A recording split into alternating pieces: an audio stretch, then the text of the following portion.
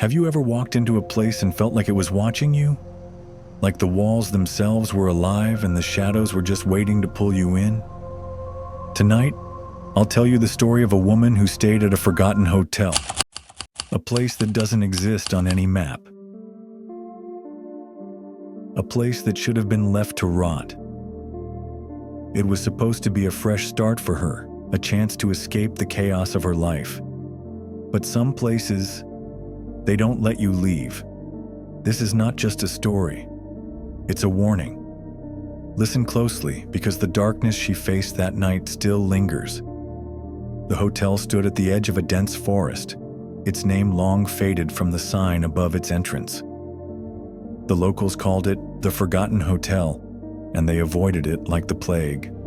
Stories of curses, disappearances, and restless spirits surrounded the place. But the woman who stayed there, let's call her Ananya, didn't believe in such things. She was running from her own demons, a broken marriage, a career in ruins, and a past she couldn't escape. The hotel was her last resort. She arrived at dusk, her car sputtering to a stop in the overgrown parking lot. The building loomed ahead, its windows shattered and its walls covered in ivy.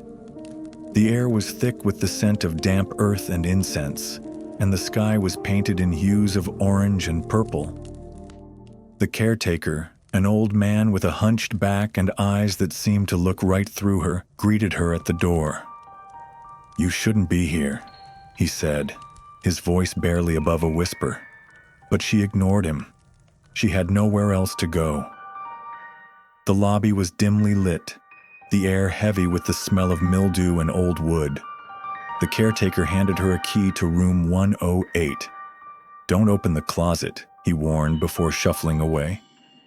She laughed nervously, dismissing his words as the ramblings of an old man. The room was spacious but eerily cold. The furniture was antique, covered in dust, and the walls were adorned with faded paintings of Kali, her fierce eyes seeming to follow her. She unpacked her belongings, trying to shake off the unease that clung to her like a second skin. That night, she woke to the sound of chanting. It was faint, almost melodic, coming from somewhere deep within the hotel. She told herself it was just the wind, but the chanting grew louder, more insistent. And then she heard it, a soft, rhythmic tapping on the closet door. She sat up in bed, her heart pounding. The tapping continued, each knock sending a jolt of fear through her. She grabbed her phone, but the screen was blank. The room felt colder now, the air thick with a sense of dread. Against her better judgment, she approached the closet. The tapping stopped, replaced by a low, guttural whisper. "Open the door," it said. She hesitated, her hand hovering over the knob. The whisper grew louder, more desperate. "Open the door." She turned the knob, and the door creaked open. Inside was a mirror, its surface cracked and fogged. But it wasn't her reflection staring back at her. It was a woman, her face pale and her eyes black as coal. She wore a red sari, and her hair hung in wet clumps around her face. She smiled, her lips stretching too wide, revealing rows of sharp teeth. She stumbled back, her scream caught in her throat. The woman stepped out of the mirror, her movements fluid and unnatural. She reached for her, her fingers icy and claw-like. She ran, slamming the door shut behind her. She grabbed her bag and bolted for the door, but it wouldn't open. The woman was behind her, her laughter echoing through the room. The walls began to bleed, dark liquid oozing from the cracks and pooling on the floor. She smashed the window with a chair and climbed out onto the balcony. The woman was right behind her, her hand brushing against her shoulder as she jumped onto the fire escape. She ran through the rain, the hotel looming behind her like a monstrous shadow. The caretaker was waiting at the gate, his eyes filled with pity.